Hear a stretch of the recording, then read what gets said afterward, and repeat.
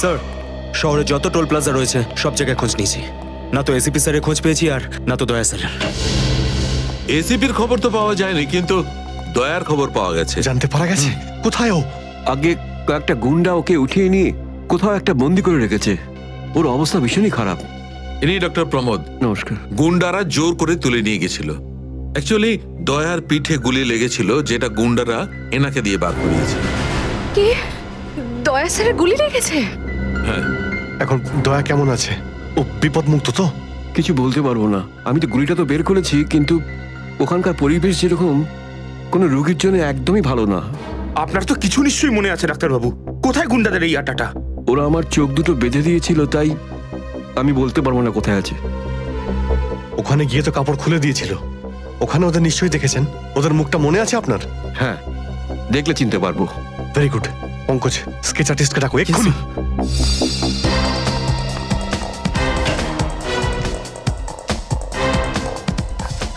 অভিজিৎ, ওই আমি তোমার সাথে।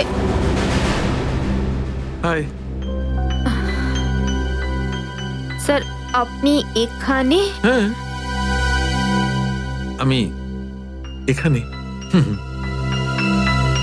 আচ্ছা সারিকা, পেন্টে যে রক্তটা লেগেছিল তার ডিএনএ রিপোর্টটা এসেছে?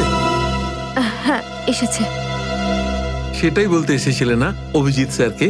হয়তো তুমি আগেই বলে দিয়েছো। তোমার বসকে, ডক্টর সালুকাকে বলার কথা মনেই হয়নি। ছাড়ো ছাড়ো, কোনো ব্যাপার না, কোনো ব্যাপার না, হতেই পারে হতেই পারে, ছাড়ো ছাড়ো। কি আছে ওই ডিএনএ রিপোর্টে? ওই ব্লাড স্যাম্পলটা কার সারিকা?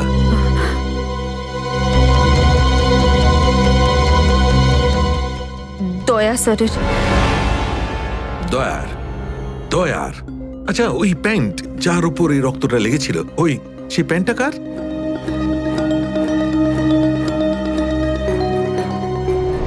এটা কি করে হতে পারে? দয়ার রক্ত আমার প্যান্টে? অভিজিতের। এত দূর যখন চলেই এসেছো, তোমাকে কি এমনি এমনি চলে যেতে দেবো আমি? বারে বাহ, দেখেই বলে গঙ্গা জলে গঙ্গা পুজো করা। কেতন, খুব জল তেষ্টা পেয়েছে, ডাবের জল খাই না, চলো না। দাঁড়া আসছি।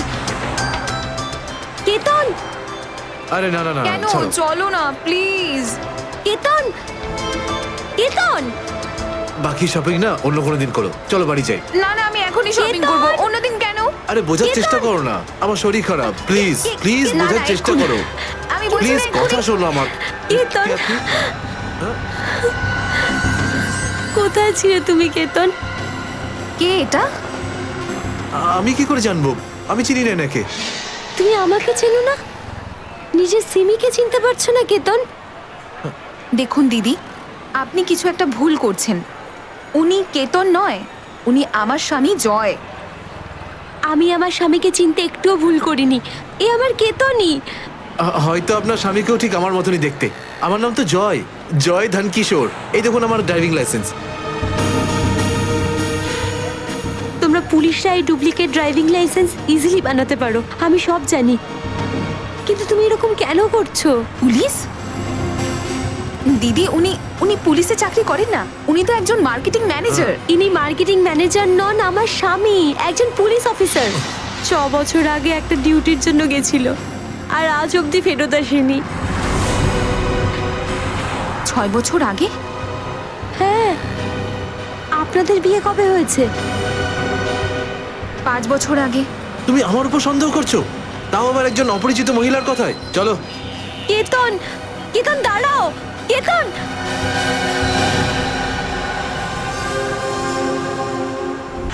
অভিজিতের প্যান্টের উপর দয়ার রক্ত। 3বার টেস্ট করিয়েছি, কিন্তু ফলাফল ওই। আর সেই কারণে তুমি প্যান্টটা চুপচাপ সারিকাকে দিয়ে দিয়েছিলে, কারণ তুমি জানতে ওই প্যান্টে দয়ার রক্ত লেগে আছে। যদি আমি জানতাম যে আমার প্যান্টে দয়ার রক্ত লেগে আছে, তাহলে সেটা আমি টেস্ট করার জন্য কেন দেব?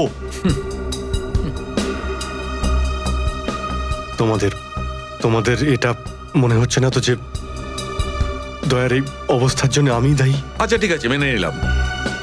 যদি তোমার কোনো দায় না থাকে, তাহলে চুপচাপ তুমি সারিকাকে প্যান্টটা কেন দিলে? ওই প্যান্টটা তুমি ডাইরেক্ট আমাকেও দিতে পারতে। দিতে পারতাম স্যার, কিন্তু সব সময় আপনি আমার বিরুদ্ধে কথা বলেন।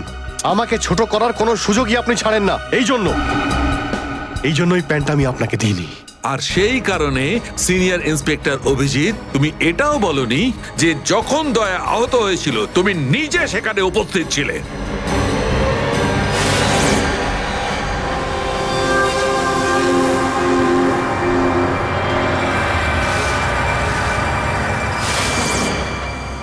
বলে দিতাম, যদি আমার মনে থাকতো। আমার এখনো কিছু মনে নেই যে ওই রাতে কি হয়েছিল। ওয়াইসি, আপনার মনেই নেই যে ওই রাতে কি হয়েছিল? ডক্টর সালুখে, আমরা অভিজিৎ স্যার আর দয়া স্যারের বন্ধুত্বের উদাহরণ দিই, আর আপনি ওনাদের উপরে এরকম অপবাদ দিচ্ছেন? হ্যাঁ স্যার, অভিজিৎ স্যার নিজের জীবন দিয়ে দেবেন, কিন্তু দয়া স্যারের ওপর একটা আঁচল লাগতে দেবেন না। ও আচ্ছা, চলো ঠিক আছে, মেনে নিচ্ছি। আমি আমার সমস্ত কথা ফিরিয়ে নিচ্ছি। I am sorry. আমি মেনে নিচ্ছি যে দয়া আজকে যে অবস্থায় আছে তার দায় অভিজিতের নয়, কিন্তু এই কথাটা আমি কিছুতেই মানবো না যে দয়া যখন আহত হয়েছিল তখন অভিজিৎ ওখানে ছিল আর ওর কিছুই মনে নেই। কিছু একটা ঘটনা অভিজিতের মাথায় নিশ্চয়ই ঢুকে গেছে, কিছু তো আছে। ইটস ইম্পসিবল, কিচ্ছু মনে নেই। ডক্টর সালুখে, আপনি আমার কাটা ঘায়ে আর নুন ছেটাবেন না। আপনি খুব ভালো মতোই জানেন যে আমার স্মৃতিশক্তি। জানি অভিজিৎ, আমাকে মনে করিয়ে দেওয়ার চেষ্টা করো না। আমি ভালো করে জানি অভিজিৎ, যখন সিনিয়র ইন্সপেক্টর অভিজিৎ কোনো প্রবলেমের মধ্যে পড়ে তখন ওর কাছে একটা মস্ত বড় হাতিয়ার আছে, ওর স্মৃতিশক্তি। প্লিজ সালুকে স্যার, আপনি অভিজিতের integrity hold on doctor Sarika. ইন্টিগ্রিটির পার্ট তুমি আমাকে পড়াতে এসো না। তুমি সিআইডির সবচেয়ে বড় নিয়ম ভেঙেছো, আমাদের কাছ থেকে এইরকম একটা বড় প্রমাণ লুকানোর। আন্ডারস্ট্যান্ড? ইন্টিগ্রিটি। স্যার, ওই দিন রাতের এমন কোনো কথা যেটা আপনার মনে আছে? যাই হোক,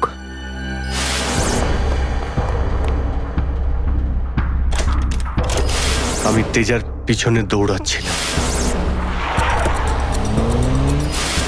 ও দৌড়ে গিয়ে গাড়িতে ওঠে, আর তারপর কেউ ওকে গুলি করে আর গাড়ির বাইরে ফেলে দেয়।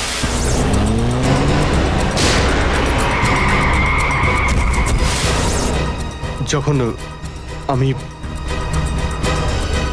দৌড়ে গিয়ে তেজার লাশের কাছে যাই তখন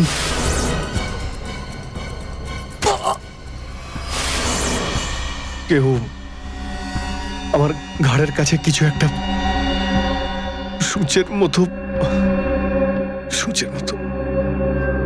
তারপর আমি অজ্ঞান হয়ে যাই। আর তার পরের দিন যখন আমার চোখ খোলে তখন আমি দেখলাম যে আমি রাস্তার পাশে পড়ে আছি। তার মধ্যে কি হয়েছে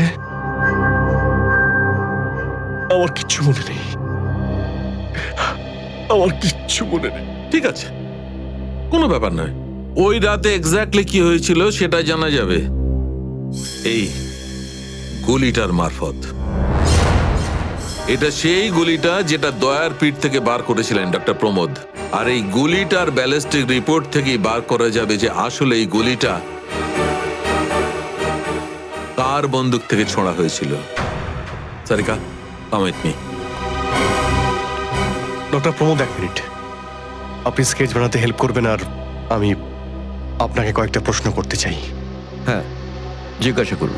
ডক্টর প্রমোদ, আপনাকে ওই গুন্ডারা কোথা থেকে কিডন্যাপ করেছিল? প্রতাপনগর থেকে। আর তারপর আপনার চোখে কাপড় বেঁধে দেয়? আগে ওর পরে গাড়িতে বসে ওদের আড্ডায় নিয়ে যায়। আড্ডায়? আচ্ছা, আড্ডাতে পৌঁছাতে আপনার কতক্ষণ লেগেছিল মনে আছে? 40-45 মিনিট। 40-45 মিনিট? এটা ঠিক কটার সময়? রাত তখন এই 10:30টার মতন। রাত 10:30টা? ওই সময় তো প্রতাপনগরে খুব একটা ট্রাফিক থাকে না, রাস্তা ফাঁকাও থাকে। শ্রেয়া, শহরের ম্যাপটা নিয়ে এসো, আর সেই সব জায়গা লিস্ট বানাও যেখানে প্রতাপনগর থেকে যেতে 45 মিনিট সময় লাগে। শ্রেয়া, কি হলো? শহরের ম্যাপটা নিয়ে এসো তাড়াতাড়ি। সরি স্যার, আমার শরীরটা ভালো লাগছে না, এক্সকিউজ মি।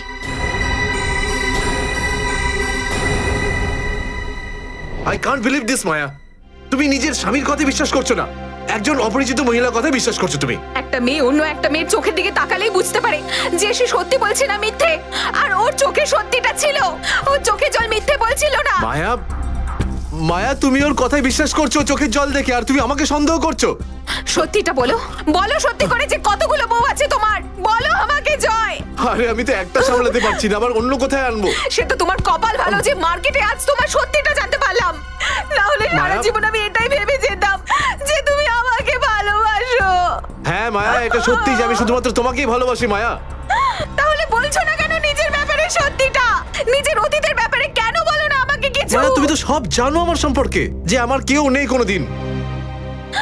আর তুমি ছাড়া আমার কে আছে বলো? আর তোমার কাজ?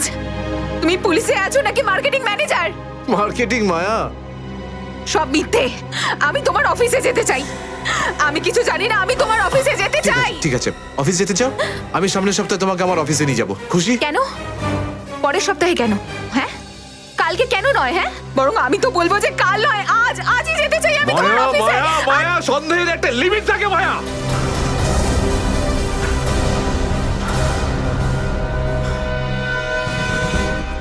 ঠিক আছে মায়া, আই এম সরি মায়া, আমি তোমাকে অফিসে নিয়ে যাবো। মিথ্যে কথা বলার একটা লিমিট আছে জয়, ওরফে কেতন। মায়া যতক্ষণ না তুমি আমাকে সত্যিটা বলছো, আমার সাথে কথা বলতে আসবে না তুমি। Maya, listen to me Maya, please শোনো মায়া। মায়া মায়া, দরজা খোলো মায়া।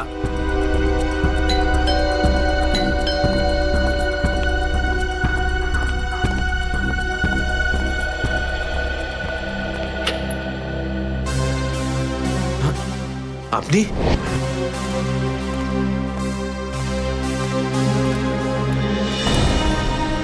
কেতন, মিশনের কাজটা থামিয়ে দাও আর এই মুহূর্তে এখান থেকে চলে যাও। না স্যার, আমি এই মিশনের জন্য আমার জীবনে 6টা বছর দিয়েছি স্যার।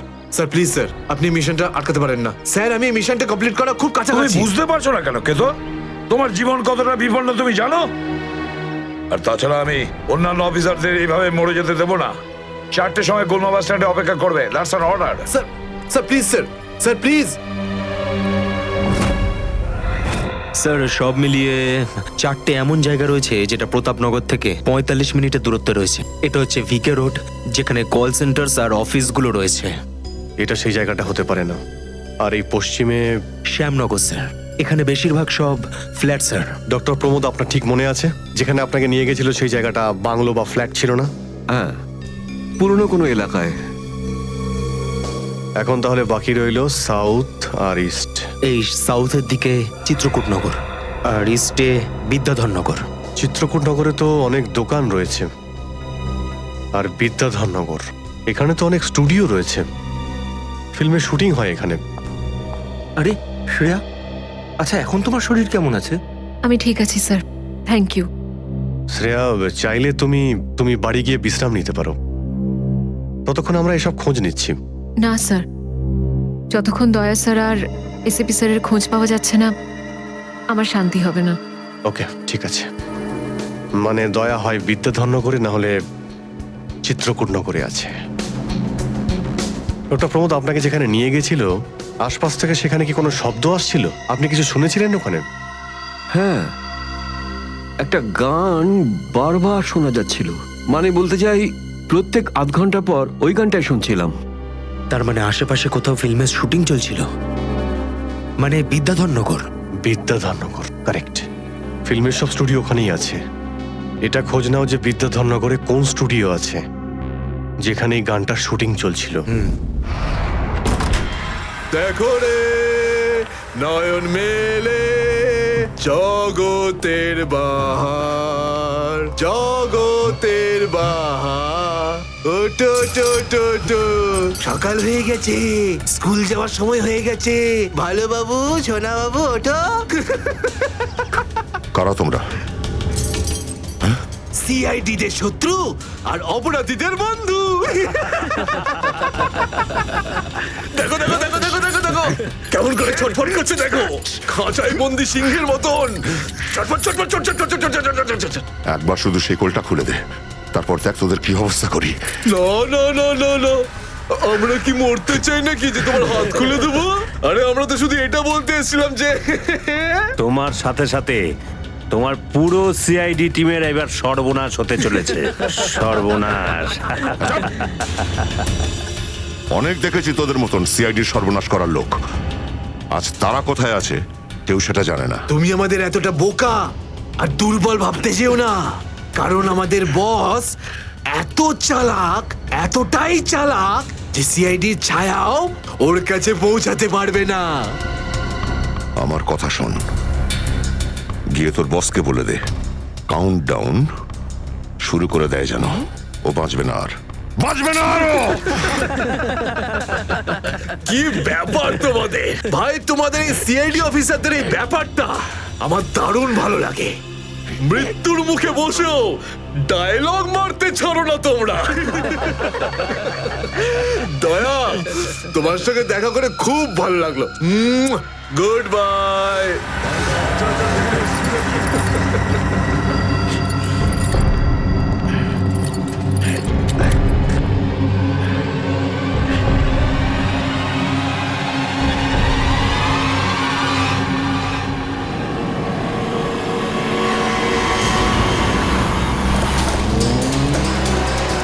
সেদিন দেখা হয়েছিল গানটার শুটিং এই স্টুডিওতেই চলছিল, তাই তো? হ্যাঁ স্যার, এটাই সেটা, বিরাট স্টুডিও। দয়াকে এখানেই হয়তো কোথাও রেখেছে।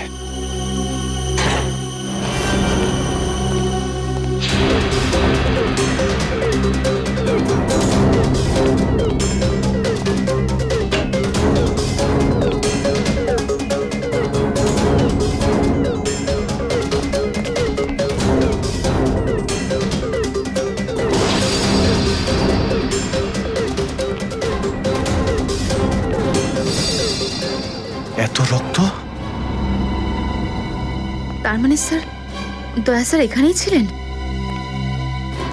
এই শিকল দিয়ে বেঁধে রেখেছিল আমার বন্ধু দয়াকে। একবার যদি আমি এদের পাই না। স্যার, এই চায়ের কাপটা পেলাম, চা এখনো গরম রয়েছে।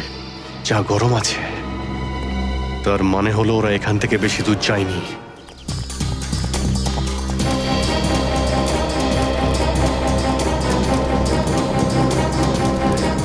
স্যার, মনে হচ্ছে এখানে কিছু হয়েছে।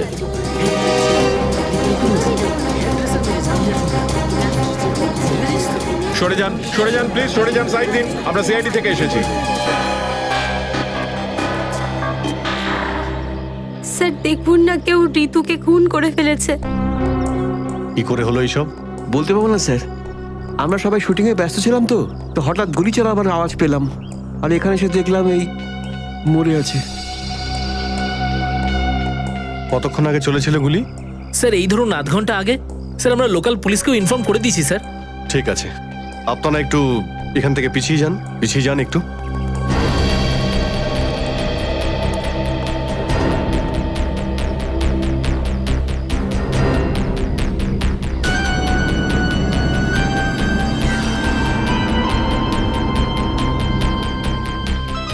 গুলি বেরিয়ে গেছে মাথা থেকে। গুলি লাগা 2 সেকেন্ডের মধ্যেই বেচারি মারা গেছে। গুলি লাগার পরেই এফোড় ওপড় হয়ে গেছে। একটু চেক করো আশেপাশে, দেখো গুলি এই ডিরেকশনে কোথাও পাও কিনা।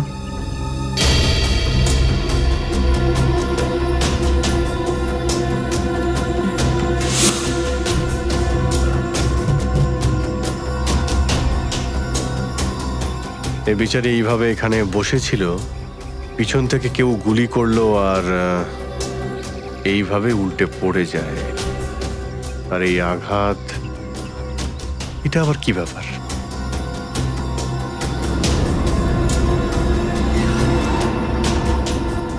উইক পড়েছিল মেয়েটা।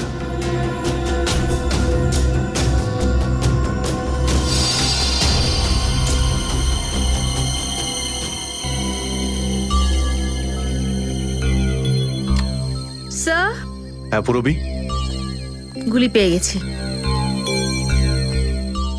রাইফেলের গুলি মনে হচ্ছে। রেখে দাও এটাকে। আচ্ছা, কি উইক পড়তো? একদমই না স্যার, ও আসলে আমার হেয়ার ড্রেসার ছিল, আর আমার উইগস আর সবকিছু ওই রাখতো। যে উইকটাও পড়েছে না সেটা আমার নেক্সট সিনের জন্য লাগতো। ঋতু আপনার উইক পড়েছিল? হ্যাঁ স্যার। সুশান্ত, বুঝতে পারলে যখন ঋতুকে গুলি করা হয় তখন খুনি ওর মুখটা দেখেনি, গুলি পিছন থেকে চালিয়েছিল। আর যখন ঋতুর গুলিটা লেগেছিল তখন ওনার উইক পড়েছিল। মানে গুলিতে ঋতুর নয়, আপনার নাম লেখা ছিল। কি? হ্যাঁ, আপনাকে কেউ মারতে চায়। এই দেখো 0.33 ক্যালিবারের বুলেট, এটা যেটা দিয়ে ঋতুকে মারা হয়েছে, যেটা শুধুমাত্র স্নাইপার রাইফেল দিয়েই ছোঁড়া যায়। তাহলে সালুখে স্যার এই ওর মাথাতে দুটো লাল রঙের চিহ্ন কিসে? এই লাল চিহ্ন দুটো এন্ট্রি আর এক্সিট উন্ড। ঋতুর মাথার মধ্যে গুলি এই দিক দিয়ে ঢুকেছে আর এইখান দিয়ে বেরিয়ে গেছে। এই এক্সিট বোন এন্ট্রি বোন থেকে প্রায় হাফ ইঞ্চি নিচে, মানে গুলি উপর থেকে নিচে চালানো হয়েছিল। আগে হ্যাঁ, গুলিটা ঋতুর মাথায় এইখান দিয়ে ঢুকেছিল আর এইখান দিয়ে বেরিয়ে এসে সোজা ভ্যানিটি ভ্যানের ফুটবোর্ডে এসে আটকে গেছে। আর আমাদের ক্যালকুলেশনের হিসেবে গুলিটা চালানো হয়েছে এদিক থেকে, এইভাবে। গুলিটা প্রায় 2-3 তলার ওপর থেকে ছোঁড়া হয়েছে। অনেক কিছু জানতে পেরে গেছেন স্যার আপনি। হ্যাঁ, ঋতুর কেসে তো আমি অনেকটাই জানতে পেরে গেছি।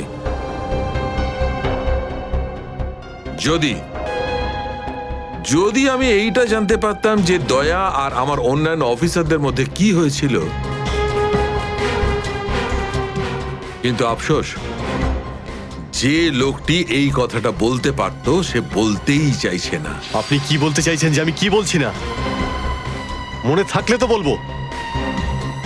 আপনি সবসময় আমার বিরুদ্ধে বাজে অভিযোগ করেন। না অভিজিৎ, সালুকে কারোর ওপর কখনো বাজে অভিযোগ করে না। ডক্টর সালুকে প্লিজ, আপনি কি please? Please sir, Saluke sir please, আমরা কি এখন শুধুমাত্র ঋতুর কেসটা নিয়ে কথা বলতে পারি? ঋতুর কেসে আমি যতটা জানতে পেরেছি আমি সবটাই বলে দিয়েছি।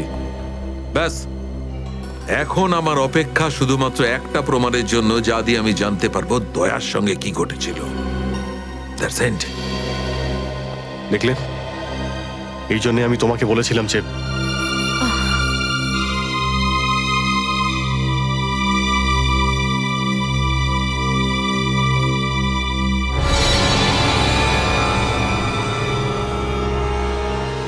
Sharp shooter. স্যার আমি বলছি না, শেষ এক সপ্তাহ এখানে কোনো শুটিং হয়নি, তাই এখানে কারো আসার প্রশ্নই ওঠে না। মানে গত এক সপ্তাহ ধরে তুমি ছাড়া এই স্টুডিওতে আর কেউ আসেনি? আগে না স্যার। তার মানে গুলি তুমি চালিয়েছো? আমি গুলি কি করে চালাবো? আমার তো দীপাবলির বাজিতেও ভয় লাগে। তাহলে ভালো করে ভেবে উত্তর দাও। কেউ না কেউ তো গিয়েছিল সেকেন্ড ফ্লোরে। হ্যাঁ স্যার, একজন প্লাম্বার এসেছিল ওই পাইপ ঠিক করতে। সেকেন্ড ফ্লোরে? হ্যাঁ স্যার। নিয়ে চলো সেখানে, চলো।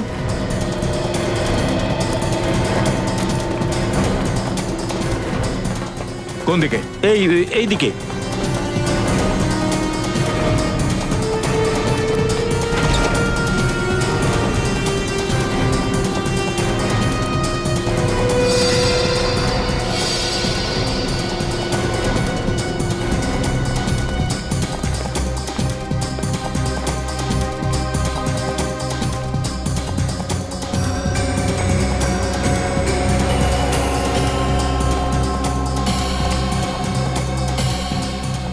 এখান থেকে ঋতু ওখানে ছিল আর শার্প শুটার গুলি সম্ভবত এখান থেকেই চালিয়েছে।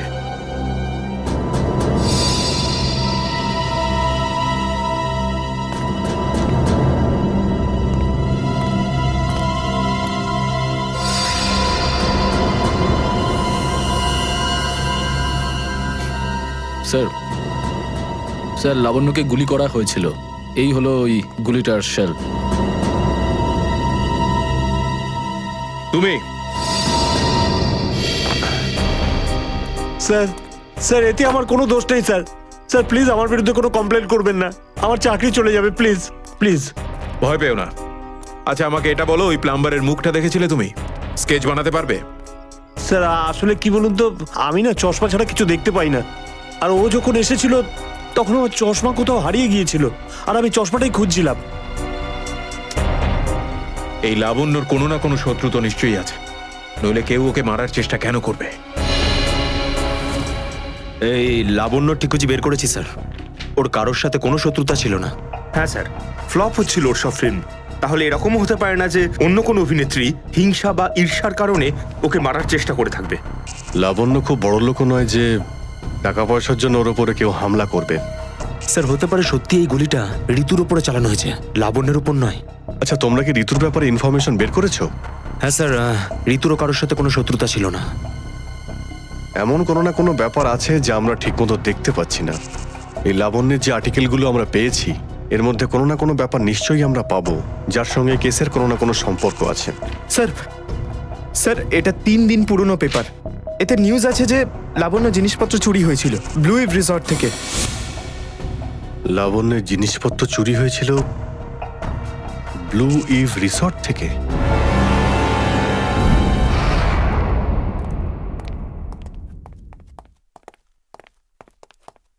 এটাই রুম স্যার।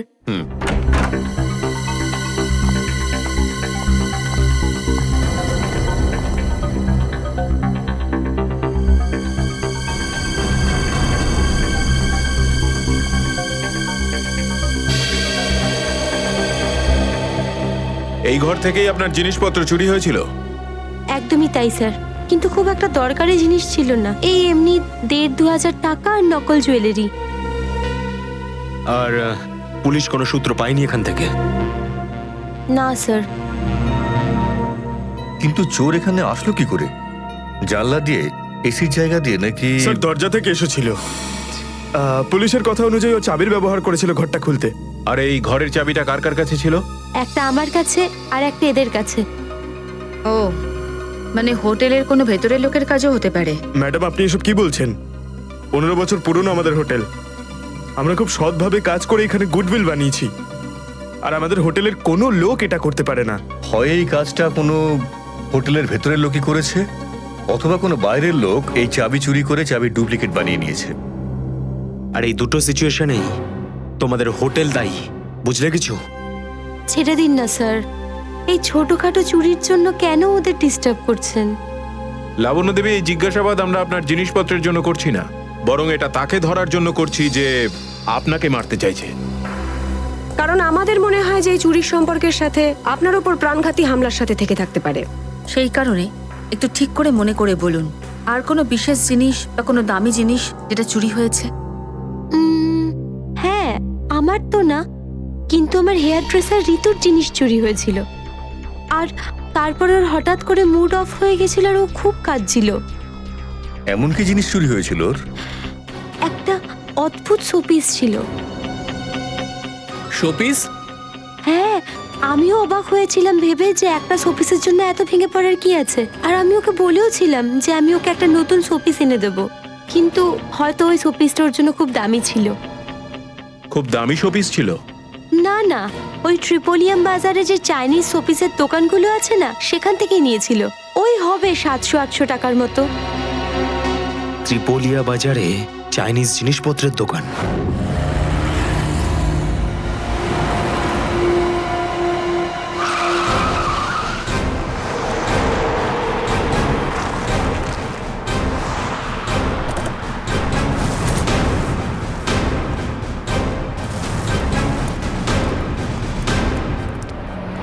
সিআইডি।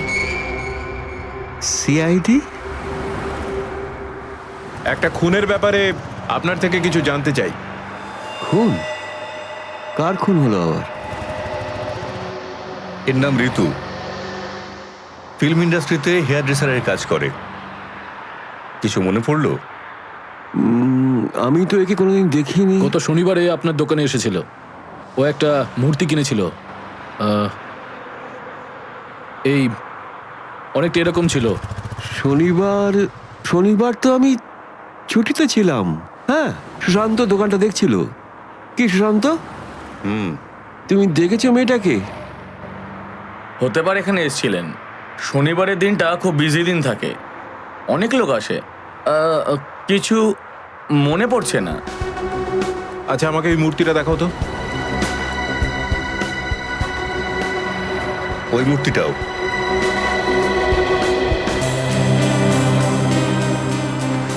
এরকম আর কটা পিস আছে আপনার দোকানে? এই 15-20টা হবে। কি সুশান্ত? হ্যাঁ,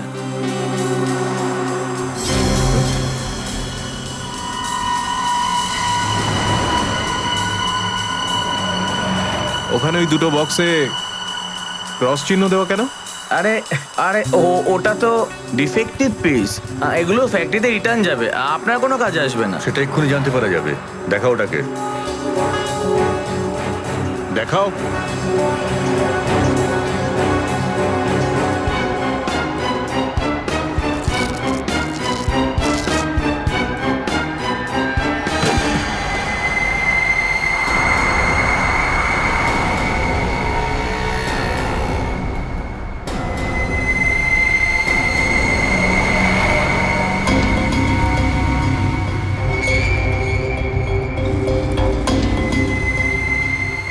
তো এসব ড্রাগসের ব্যাপার। ঋতুকেও এরকমই শপিস বেঁচেছিলে? সুশান্ত, তুমি আমার দোকানে থেকে ড্রাগসের কারবার করতে? এবার বন্ধ করো এই নাটকটা, অ্যারেস্ট করো এই দুজনকে। আসুন, পরে দেখছি। চল, তোকে বোঝাচ্ছি, চল। স্যার, আমি কিছু করিনি স্যার। চল।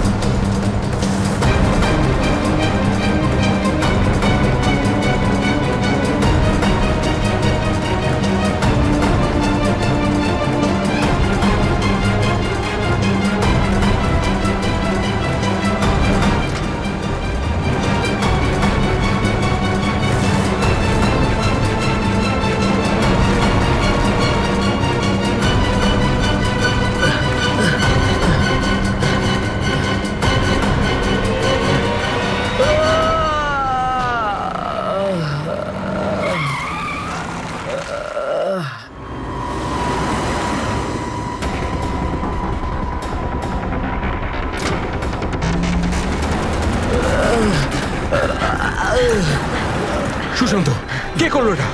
বলো সুশান্ত, উত্তর দাও। হ্যাঁ বলো, বলো সুশান্ত, কে করলো এটা? সুশান্ত,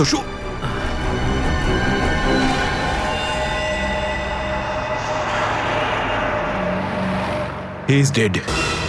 স্যার, এটুকু তো নিশ্চিত ঋতুর মৃত্যুর সম্পর্ক এই ড্রাগ স্মাগলিং এর সঙ্গে রয়েছে। হ্যাঁ পুরবি, কিন্তু এই ড্রাগসের র্যাকেটের পিছনে কারা আছে?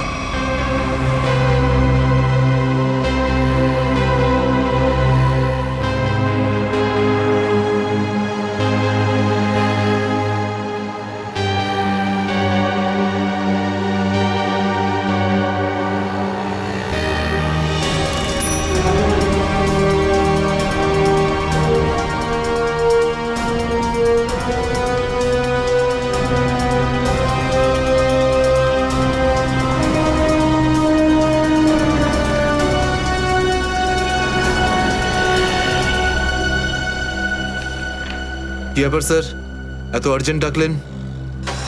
জয়, তোমার জীবনের ঝুঁকি আছে। তোমাদের মতন অফিসারদের ব্যাপারে ওরা জেনে গেছে, আর ওরা একের পর এক মেরে ফেলছে। এটা কি করে হতে পারে স্যার? আমাদের ব্যাপারে কে কাকে কি বলবে? সেই তো, সেটাই তো বুঝে উঠতে পারছি না। সেটারই তো খোঁজ নিতে হবে। তুমি একটা কাজ করো, এটার মধ্যে ভোপাল যাওয়ার টিকিট আর 10,000 টাকা রয়েছে। তাড়াতাড়ি এখান থেকে চলে যাও। যাও, তাড়াতাড়ি বেরিয়ে পড়ো। জয়, জয়, কি হয়েছে? জয়, জয়,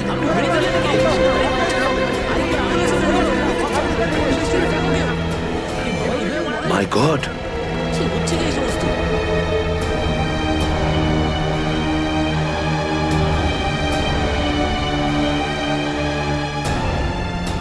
আরো একজন আন্ডার কভার কপ মারা গেল, আরো একজন সিআইডি অফিসার মারা গেল, কিন্তু আমি ওকে বাঁচাতে পারলাম না। স্যারের ফোনটা কেন লাগছে না? শ্রেয়া, দয়া স্যারও ঠিক ফিরে আসবেন যেরকম অভিজিৎ স্যার এসেছেন। স্যার কিভাবে ফিরে আসবেন?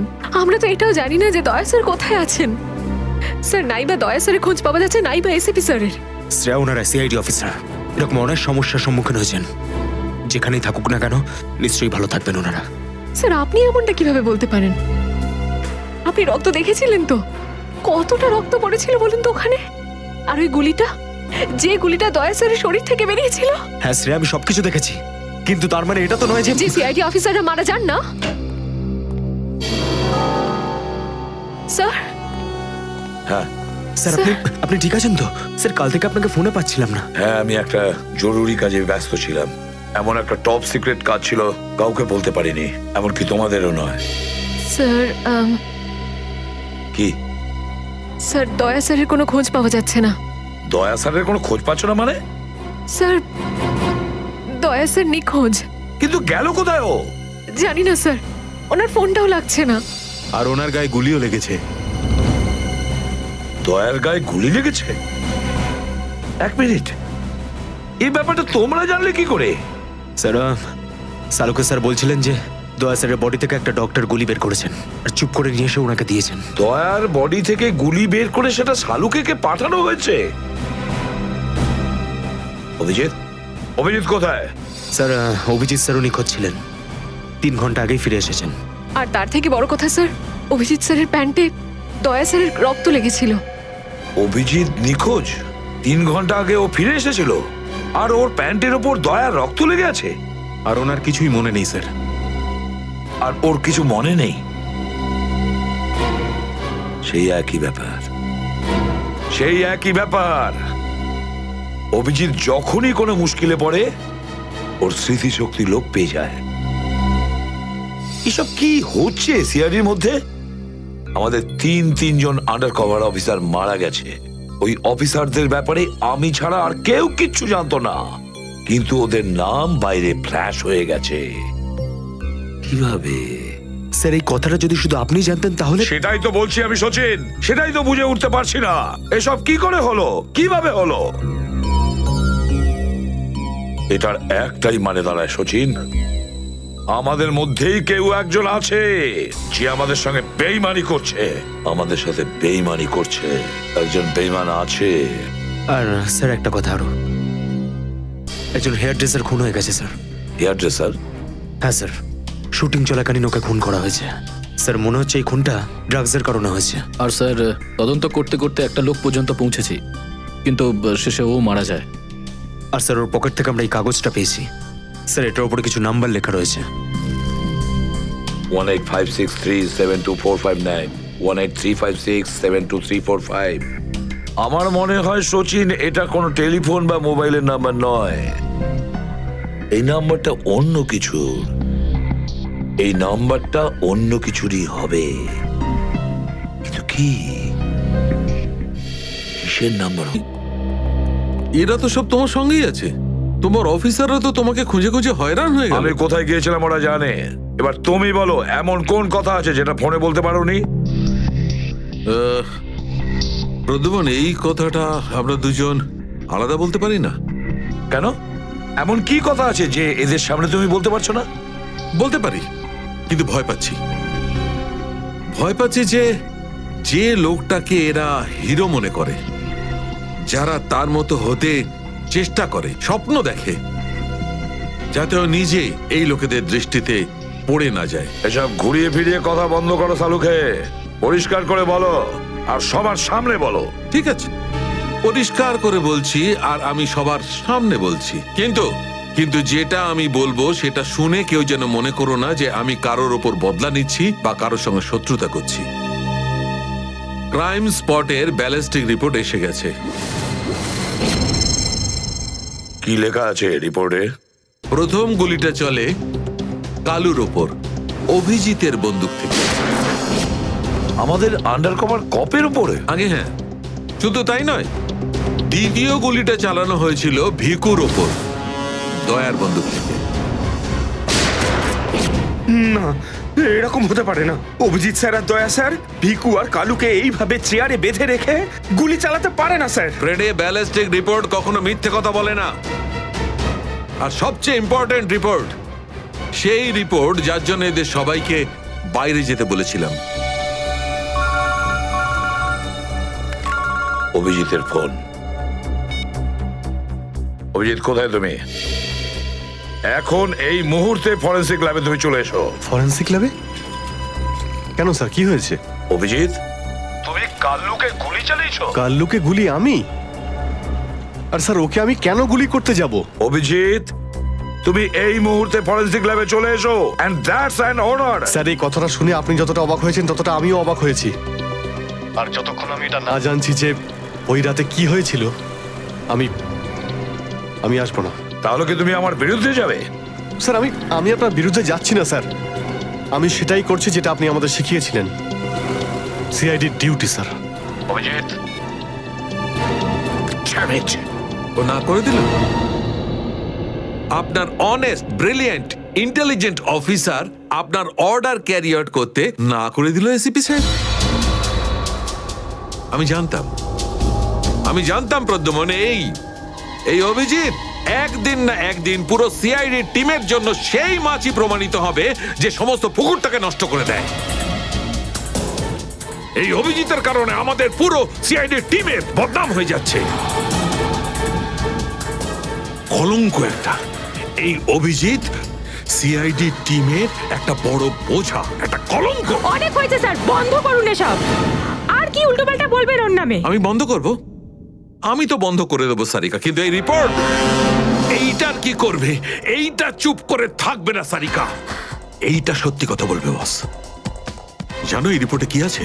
কি আছে ওই রিপোর্টে? দয়ার উপর গুলি কে চালিয়েছে? কে মেরেছে সালুকে? কে করেছে গুলিটা? প্রদ্যুম্ন, দয়ার উপর গুলি তোমার honest, brilliant, intelligent officer Abhijit চালিয়েছে। কি? দয়া অভিজিতের গুলির শিকার হয়েছে প্রদ্যুম্ন। অভিজিৎ গুলি চালিয়েছে দয়ার ওপর। অভিজিৎ? অভিজিৎ অভিজিৎ দয়াকে গুলি করেছে?